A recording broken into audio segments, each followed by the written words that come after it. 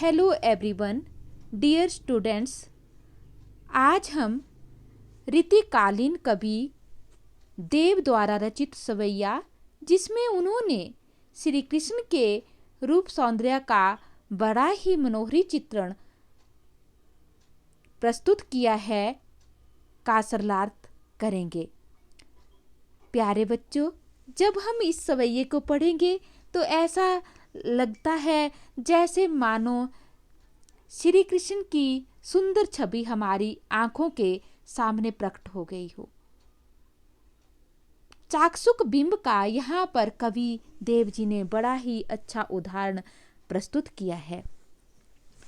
जैसे अब सवैया है प्रथम कि श्री कृष्ण ने देखो, पायनी नुपुर मंजू बजे, कटी किंकनी कै धुनी की मधुराई, सांवरे अंग लसे पटपीत, हिये हुल से बनमाल सुहाई। पायनी की पाँव, पायनी पाँव में, नुपुर पायल। श्री कृष्ण ने अपने पाँव में क्या पहनी हुई है? पायल, पाजेब पहनी हुई है। और जब वो चल रहे हैं या चलते हैं तो वो कैसी मंजू सुंदर बजे, बज करके जब वो चलते हैं तो वो पायल जो है बजने लगती है और सुंदर ध्वनि उत्पन्न करती है। कटी किंकनी की धुनी की मधुराई, और उन्होंने अपनी कटी कमर, किंकनी करघनी, धुनी ध्वनि, मधुराई मधुरता, उन्होंने अपनी कमर में जो करघनी पहनी है, कमर में पहने जाने वाले गहने को कहते हैं करघनी, तो वह उनके चलने से वो भी बहुत ही मधुर ध्वनि उत्पन्न कर रही है। सांबरे अंग लसै पटपीत, और उनके सांबले सलोने, श्री कृष्ण का रंग सांवला था तो उनके सांवले सलोने अंगों में पीले वस्त्र शोभा दे रहे हैं। लसै शोभा दे रहे हैं, पट वस्त्र, पीत पीले, पीले वस्त्र शोभा दे रहे हैं।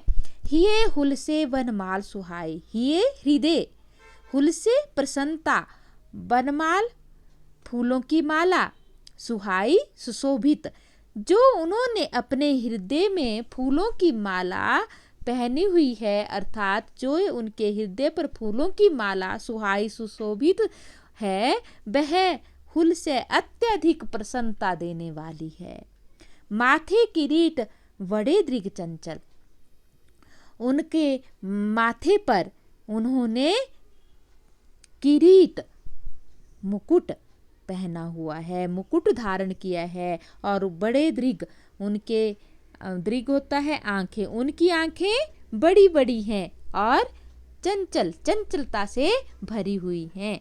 मंद हंसी मुख चंद चुन्हाई, उनके चांद जैसे मुख पर मंद मंद हंसी चांदनी के समान बिखरी हुई है। मंद धीमी धीमी हंसी मुस्कान, मुख चंद चांद जैसे मुख पर, जुन्हाई चांदनी, उनके चांद जैसे मुख पर मुस्कान, धीमी धीमी मुस्कान, मंद मंद मुस्कान चांदनी के समान बिखरी हुई है। जय जग मंदिर दीपक सुंदर, श्री व्रज दूल्ह देव सहाई। जय जय जयकार, जग मंदिर, संसार रूपी मंदिर में, दीपक दिए के समान, सुंदर सुंदरता से भरे हुए, श्री ब्रज दूल्हो श्री कृष्ण जी, देव कवि का नाम है, सहाय सहायता करें। संसार रूपी इस मंदिर में दीपक के समान जगमगाते हुए अति सुंदर श्री कृष्ण जी की जय जयकार हो। कवि देव जी कहते हैं, ऐसे श्री कृष्ण जी हमारी सहायता करें।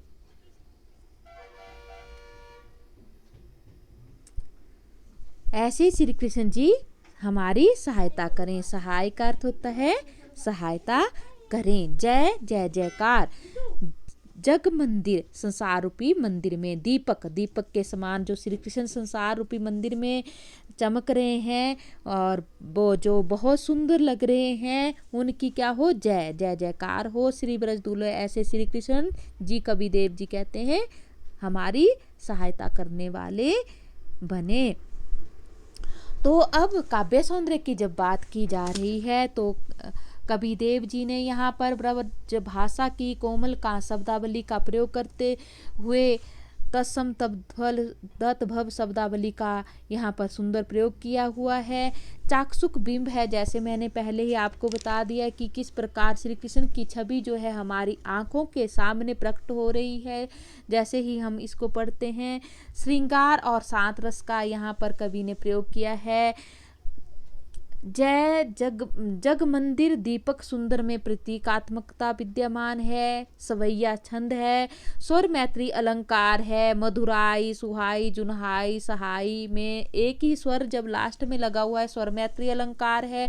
अनुप्रास अलंकार की यहाँ छटा बिखरी हुई है। कटी किंकरी कै में क अक्षर की बार बार आवृत्ति होने से अनुप्रास अलंकार है। पट पीत में अनुप्रास अलंकार है। हिये हुलसे में ह अक्षर की आवृत्ति से अनुप्रास अलंकार है। मुख चंद, इसमें उनके मुख को चंद्रमा के समान बताने के कारण यहाँ पर उपमा अलंकार है। जग मंदिर, इस संसार को मंदिर के समान बताया गया, यानी एक रूपता बताई गई है संसार रूपी मंदिर, तो यहाँ पर रूपक अलंकार की छटा बिखरी हुई है। अतः कबीरदेव का यह श्री कृष्ण का जो रूप सौंदर्य उन्होंने जो है वो प्रकट किया है या अपनी कविता में पिरोया है, बड़ा ही सराहनीय है। धन्यवाद।